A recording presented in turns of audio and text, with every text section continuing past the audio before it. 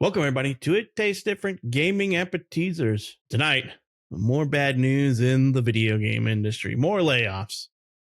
So, Sony, PlayStation announces plans to lay off 900 people, which will also close the London studio with this. Insomniac Games, Naughty Dog, and Guerrilla Games will see reductions to their workforce with this layoff.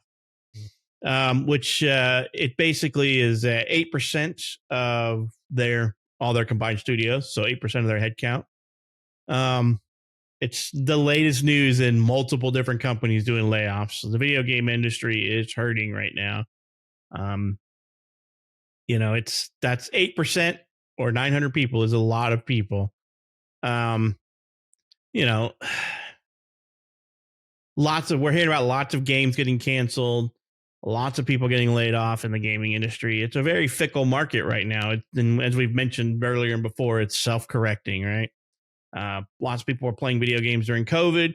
We didn't get a whole lot of new games because COVID delayed everything. But now that, COVID's been the new normal for the last few years, we've gotten the games coming out, and they've not performed as well as the studios had hoped. So a lot of studios are closing off.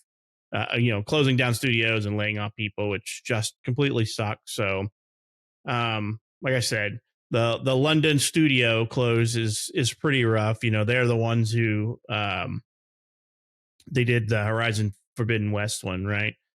Not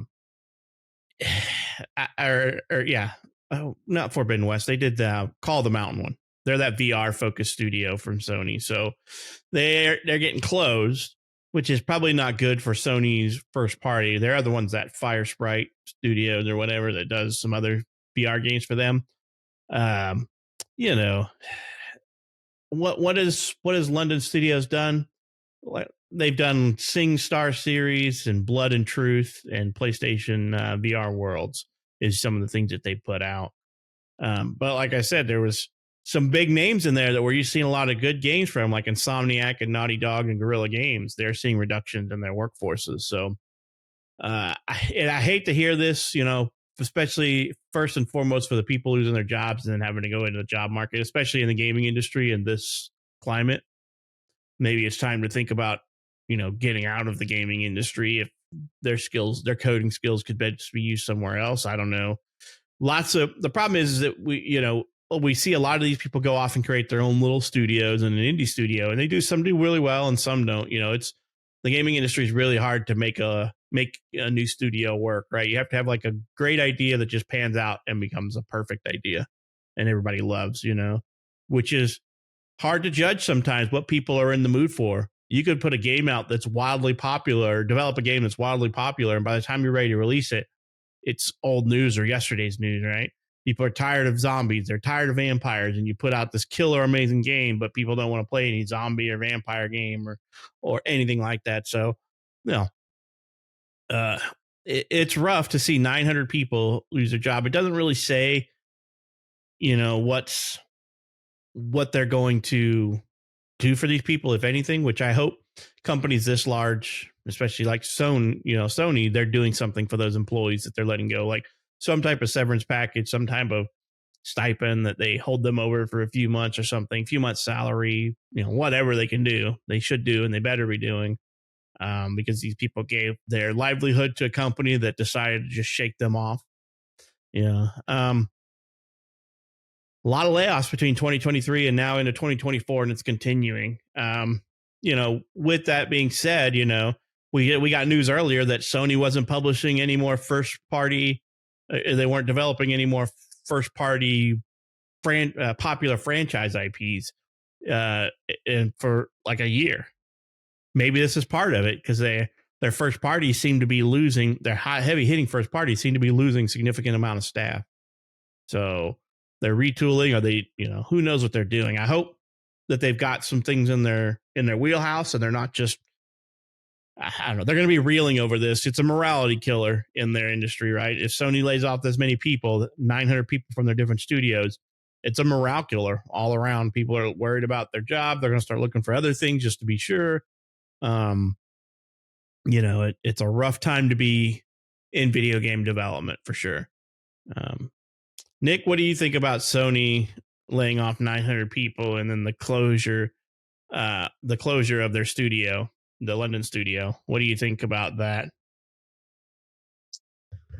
Yeah, I mean, like you said, it's the gaming market course correcting itself after the ramp up from COVID. We've talked about it before, but during COVID, everyone stayed at home and everyone was just playing games, and so games got very popular around that time, especially with outside of the gaming or the gamer sphere, right? Um, Everybody was buying a console because no one had anything else to do. And so the gaming industry ramped up around that time. But now, since COVID's pretty much, it's not gone, but I mean, it's pretty much died down. The market's starting to normalize and go back to what it pretty much is, right? Normally. So, but I mean, for these, for these workers, that sucks that, Sony, we've seen a lot of publishers and developers recently and in the last year or so that have done massive layoffs. Microsoft just did a massive layoff. And so it was bound to be Sony's turn, right, to then do layoffs as well, right? No one seems to be outside of having to do layoffs within the gaming atmosphere. So it was just a matter of time before Sony had to do their rounds of layoffs, right? With their London studio, yeah, I mean, they mainly work on PSVR titles, that studio. And we talked about their PlayStation VR, how they're with the PSVR 2, they're moving over to possibly this year PC compatibility with it, so you can use it on a PC. And I think that's, ever since the PSVR 2, it's a cool device and all, but it just hasn't. I don't think it's gotten the support it needs on the PlayStation. I think we read an article the other day, and I might be off on the amount of titles, but it said something along the lines like the amount of PSVR 2 titles on the PlayStation 5 were like 5 titles total. And like everything else, not to say there's not other titles, they're just other titles that are also on other things, right? Anything that was exclusive to the PlayStation since its launch, there was only like 5 titles that were exclusive, I want to say, is what it said. And I might be off on the numbers, like I said, but it was a very low number. So that's not a lot, especially now that, PlayStation VR 2, it's been out for, what is it, 2 years, 1 year? 1 year. So, I mean, granted, it's not been out super long, but I mean, it doesn't seem like, I don't know of any other PSVR 2 exclusive titles coming out anytime soon that I've heard of. I know the new Metro VR games coming out on there, but I believe that's also coming out on the Quest and Steam Deck or the Index and stuff like that. So, that's not going to be exclusive to that either. So it's not that they aren't getting VR titles; they're just not getting. They don't have any developers developing them, and now they've just closed one that develops VR titles for them. So, yeah, it's just not looking good for that. I mean, I think also for Sony, they're losing some of their PlayStation owned studios as far as like some employees in there. Insomniac, like I said, Naughty Dog, Guerrilla Games. And so I think Sony as a company needs to look at maybe kind of doing what Microsoft's doing in the sense of kind of spreading out more, right? They've started to do that, putting themselves out on PC with their games out on PC and stuff, and looking at the PSVR 2 having PC compatibility options. And it looks like Sony's always keeping their cards close to the chest, especially with their consoles and stuff. Like everything's exclusive within their ecosystem, but it almost seems like they're looking at, they might have to just kind of open that up a bit, right? And start expanding things, because even though they are top dog as far as like between Xbox and PlayStation, they are, right?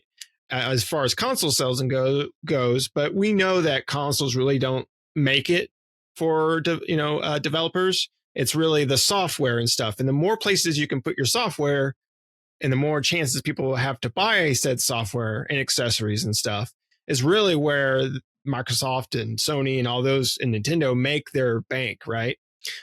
So Not to say that this layoff is them spreading out, but they might be looking into that, because of having to do layoffs, that maybe PlayStation, as it is right now, is just not making, possibly, it's just not making the profits they're needing, right? And so you might see a turn in strategy from Sony in the future because of something like this. I don't know. That's just guessing, but regardless, it sucks for everyone involved, and hopefully there's some compensation for those affected by the layoff. But Shane, what do you think? It's always sad to see, my beloved gaming industry take these hits. I love games. I'm a gamer.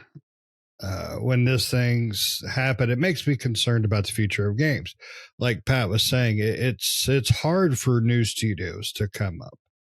An indie studio, they're a whole different breed, a whole different bread and butter. When you go from a major studio and then you try to open up to be a little smaller, I don't know what that would feel like. Having all these, millions of dollars and resources and all that to, scrimping by on ramen noodle and trying to keep your dream alive of creating games. That really breaks my heart. When I see layoffs, my first thought was, how many upper management could we have gotten rid of to save a vast majority of these jobs? That's my thought into it. I think there's too many suit and ties making too many decisions that destroy others' lives, because they're not going to take the hit. That's just me. But will this present an opportunity for them to, these people that lost their jobs, depending, because we don't know every aspect of what job was lost. I mean, it could be coders, could be art directors, could be the lady that made coffee. We don't know. But I would like to see, those who still have that passion to go off and, try to make their own studios, try to make their own games, try to keep their dream alive, because, I don't know why people get into coding for video games. I just know I can't do it, and those are special people to me. I mean, to me, they're like the doctors of my pleasure. They make what makes me happy. I want to see them happy, so they make more of what makes me happy. That worries me when these layoffs hit. But hopefully, these guys are going to go out and they'll just, they'll get new jobs, they'll get better jobs. They'll tell Sony to suck it, make their own studios, make brand new games. That's what I want. That's what I want. Smaller teams, smaller developers have been making some really out of the park games the last several years. Hazelight Studios is probably one that I always think about when I think of smaller teams, smaller developers. They partnered with EA to put out A Way Out, at Brothers, and It Takes Two. I love that. The guy who made Phasmophobia, the guy. That's such a fun game. I want to see, the people that lost their jobs be able to do those things that, that make them happy. I think Sony is just like you said, though, Nick. It's a trend. It's going to happen. Pat was talking about the COVID era. Everything blew up, and everything's got to go back to reality eventually. So I'm on the people end of it. I'm not on the business end of it. I think Sony can suck a butt. I think they make millions of dollars in profit, billions of dollars. I think the PlayStation itself is $1 billion, portion of the Sony. So I think they could have took the hit and tried to keep those people on a little bit longer, but they may have been trying to. I don't know. They don't tell anybody anything. They don't tell you when you get, your account gets hacked or nothing. That's for sure. So Unfortunately, people are going to lose their jobs. Unfortunately, a lot more are going to probably lose their jobs just in the gaming industry alone. I mean, you're seeing it all over the place in every field, and gaming is my favorite field. So, but hopefully they land on their feet. They create those games that I love and maybe lower the price down a little bit because I'm kind of poor. But that's what I got. Yeah, it really does suck when we lose talent in the gaming industry, and Sony, you know, in the London studio thing to me just kind of has writing on the wall for Sony, and now, in my opinion, this is just my opinion, them closing down one of their major VR studios and then talking about making it PC compatible, it's because they don't have enough of their first party studios supporting it, is what it says to me.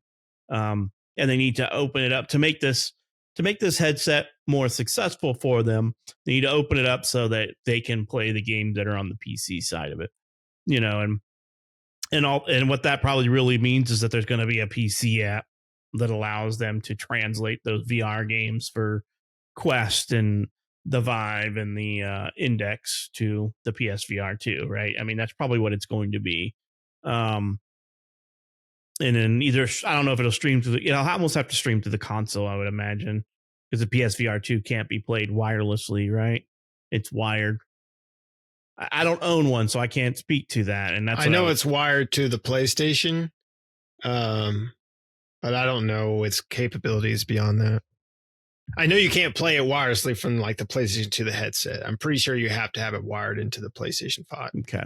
Right. And that because I also wonder, is that, you know, I don't, like I said, I don't know enough about the PSVR 2. Is that cable, a USB-C cable, also powering the device? Or does the device have a built-in, you know, battery pack that's got some battery use to it, you know, that kind of stuff. So if it, you know, like I said, I don't know enough about the PSVR 2. I looked at it when it first came out, but then the party, as soon as I heard no backwards compatibility for the original PSVR games, I was uninterested.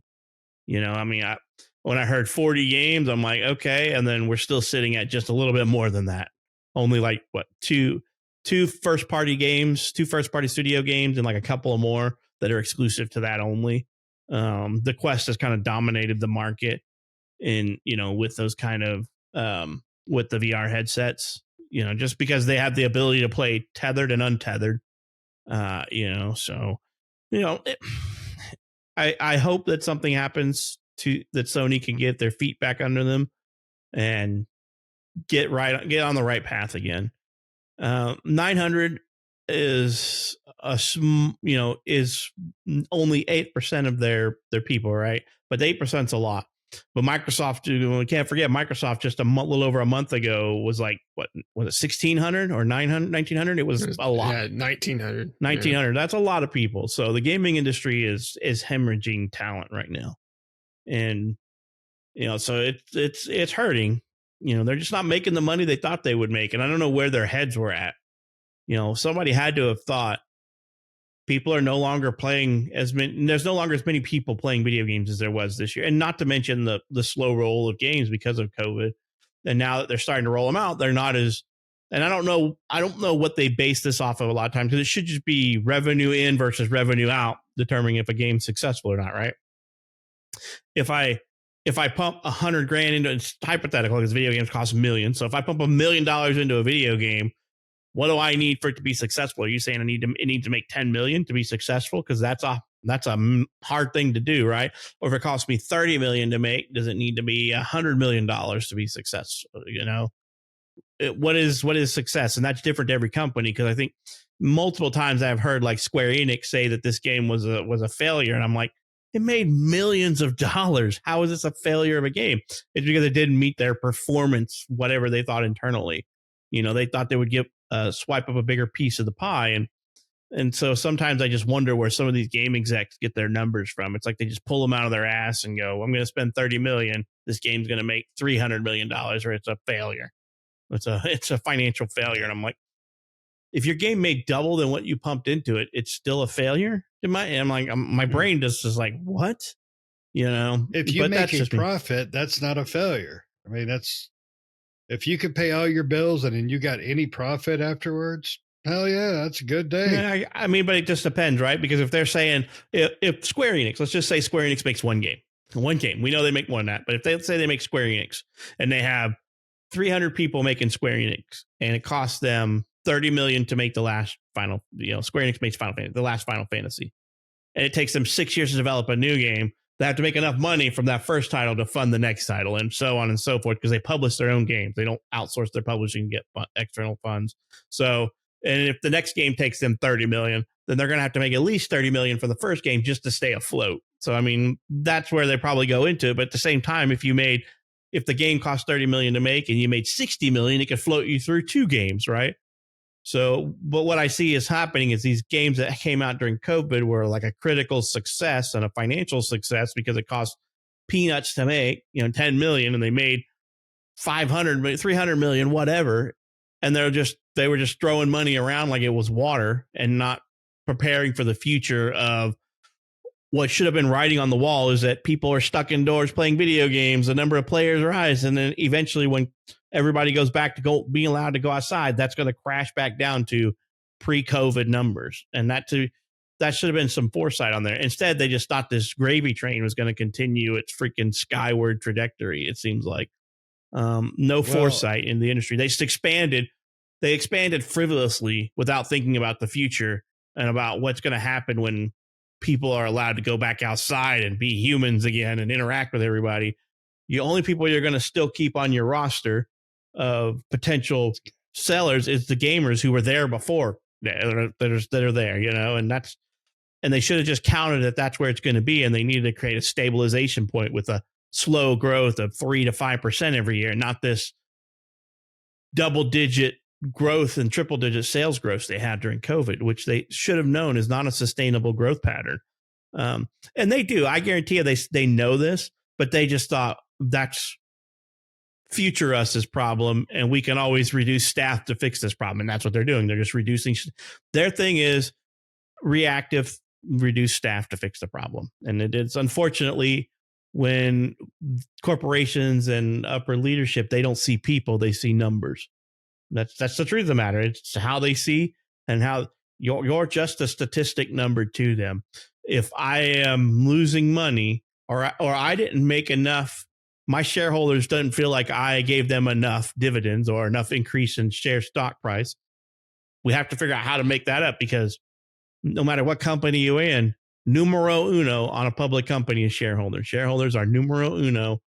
And then, it's technically, most companies will just flub these numbers around, but it's shareholders, customers, staff. That's the hierarchy of it. And anybody who believes differently has got the wool pulled over their eyes, because shareholders pump money into the company that the company can then use to fund projects, do new things. Customers buy those new things, and employees are expenses. Even though the employees build the stuff that the customers need and to make the money for the investors, it's that hierarchy. Investors pump money in, customers buy stuff to give us more money, employees cost money. And that's how they look at it. You mean I'm expendable? Ain't nobody in this world not expendable. No. Unfortunately. Well, how I feel about unless you work for yourself. But then you're only expendable if you feel like you can't keep paying yourself. Well, I did sexually harass myself at work. Yeah. So unfortunately, it sucks, because we're seeing this, and we'll see this, I'm pretty sure, throughout 2024. Hopefully it winds down and we stop seeing like 2 of these every other week or something, 2 or 3 of these, because I think there was like 3 this week alone, if not 4, of these companies just shutting down studios, laying people off. And it's a nightmare out there in the gaming industry for workers, contractors, coders, design developers. All these different positions are getting just shut down. I hope these companies are taking care of these people, because, they helped build that company to where they are today, and they should be taking care of them. But that's not public information that they're going to share to us. All we can do is rely on the people who are in that industry to tell us whether that company did them dirty or did them right. There's never a right way to do this, right? I mean, the only way I would ever consider it right is if a company said, okay, we have to let you go, and we're going to give you a year's salary. I would be like, I can look for a job and find a job because they paid me for at least another year, and you find a job on a pace that I don't feel like I have to take a job working for minimum wage when I left a probably pretty comfortable job, or whatever it may be. I don't know what some of these coders get paid, 50, 60, 75, $100,000 a year, going back to a $30,000 a year job, or a 20, because they got to go work fast food or something. So hopefully these companies, but that would be the only way I would say it's just a perfect scenario. If that company paid me for a year, so then you just take your year-long backpacking trip in Europe or whatever you want to do, get a year of your life to do whatever you want to do. But that's not going to happen. Companies aren't that generous and that nice. So, you guys got anything else? Sounds like it's sad news for Sony, sad news for gaming, really sad news for those people who lost their jobs. Yeah, it sucks, but unfortunately, it's just the way of the world now. Yep. Dirty. All right. Well, let us know what you think down in the comments. What do you think about them closing down one of PlayStation's VR studios? One of the ones that did a lot of first party VR games. And what do you think that spells for the future of PSVR 2? And, let us know what you think down in the comments. And if you are one of those groups of people, I don't even know if they've told the people on the thing at PlayStation who they are, except for if you work at the London studio, you know who they are, because in the US, you're required to notify the government if you lay off a significant percentage of your staff. So there's a requirement, which I'm pretty sure most countries have. So, you have to notify them when you do that. So, sad day for gaming. Yeah, let us know what you think down in the comments. Are you in the gaming industry and you've gone through this? And have you found something, or have you not? And how difficult has it been to find something in this climate in the gaming industry? So let us know what your experience has been down in the comments, and subscribe to our channel to help keep us putting out new videos and talking about these companies, the good things they do, the bad things they do. We talk about the uncomfortable stuff sometimes, and we like to joke and laugh and horse around, but this is serious stuff, and people's livelihoods are at the forefront here, unfortunately. So we hope you enjoyed this episode, and we hope to catch you in the next one. See you.